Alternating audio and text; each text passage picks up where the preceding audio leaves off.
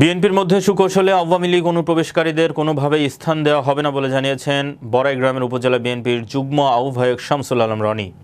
রাজাপুর বাজারে বুধবার সকালে ছাত্রদলের শান্তিপূর্ণ মিছিলের উপর আওয়ামী সন্ত্রাসীদের হামলা ও গুলিবর্ষণের প্রতিবাদে বৃহস্পতিবার সকালে ঈশ্বরদী ও বড়াইগ্রামের উপজেলার সীমান্তবর্তী গোপালপুর ইউনিয়নের ৬ নম্বর ওয়ার্ড ছাত্রদের পক্ষ থেকে পাল্টা আয়োজিত বিক্ষোভ মিছিল ও সমাবেশে প্রধান অতিথির বক্তব্যে তিনি এ মন্তব্য করেন।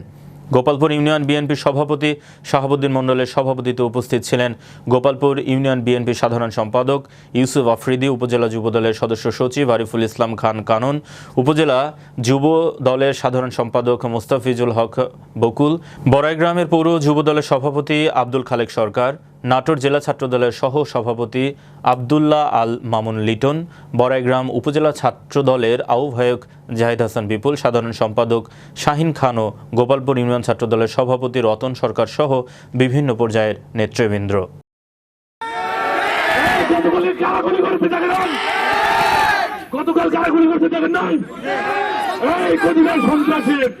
সন্ত্রাসীদের আস্তানা রাজাপুরে থাকবেন না।